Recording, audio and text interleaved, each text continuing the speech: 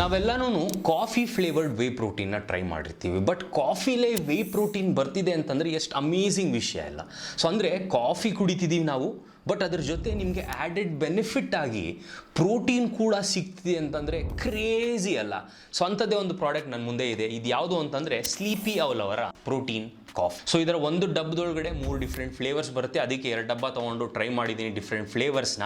So ಹೇಗಿದೆ ಅಂತ ಅಂದ್ಬಿಟ್ಟು ಒಂದು ಜೆನ್ಯುವಿನ್ ವಿಡಿಯೋ ಮಾಡ್ತಿದ್ದೀನಿ. Let's go. ಸೊ ನೀವು ನೋಡಿ, ಕೋಲ್ಡ್ ಕಾಫಿ ಕುಡಿತಿದ್ದೀರಾ, ನೀವು ಹಾಲಲ್ಲಿ ಕುಡಿತಿರ್ಬೋದು, ಇಲ್ಲಾಂದರೆ ಜಸ್ಟ್ ವಾಟ್ರಲ್ಲಿ ಮಿಕ್ಸ್ ಮಾಡಿ ಕುಡಿತಿರ್ಬೋದು.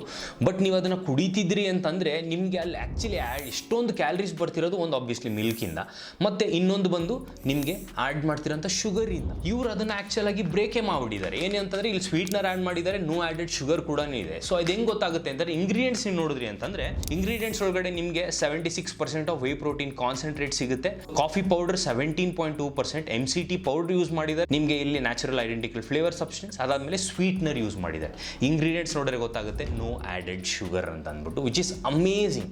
ಏನಕ್ಕೆ ಅಲ್ಲೇನೇ ನೀವು ಲೋ ಕ್ಯಾಲರಿಗೆ ಬಂದ್ಬಿಟ್ರಿ. ಆ ಲೋ ಕ್ಯಾಲರಿ ನಿಜವಾಗ್ಲೂ ಇದೆ ಒಂದು ಪ್ಯಾಕೆಟು ಅಂತಂದರೆ ನೀವಿಲ್ಲಿ ಪರ್ ಪ್ಯಾಕೆಟು ನೀವು ನೋಡಿದ್ರೆ ನಿಮಗೆ 96.56 ಕ್ಯಾಲರೀಸ್ ಅಷ್ಟೇನೆ ಈ ಒಂದು ಪ್ಯಾಕೆಟ್ ಒಳಗಡೆ. ನಿಮಗೆ ಅದರೊಳಗಡೆ ನಿಮಗೆ 15 ಗ್ರಾಮ್ಸ್ ಆಫ್ ಪ್ರೋಟೀನ್ ಕೂಡ ಸಿಗ್ತದೆ, 8 grams of carbs with 0 added sugar. Fat ಬಂದು ನಿಮಗೆ 0.51 ಗ್ರಾಮ್ಸ್ ಆಫ್ ಫ್ಯಾಟ್, ಅಂದರೆ ಲೋ ಫ್ಯಾಟ್ ಕೂಡ.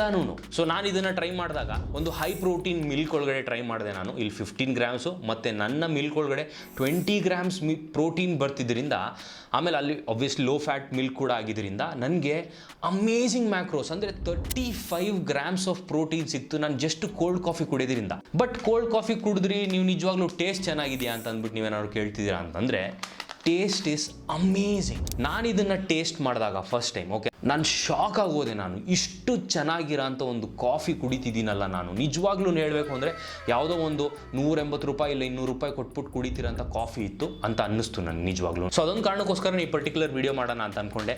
ಸೊ ಅಮೇಝಿಂಗ್ ನಿಜವಾಗ್ಲೂ.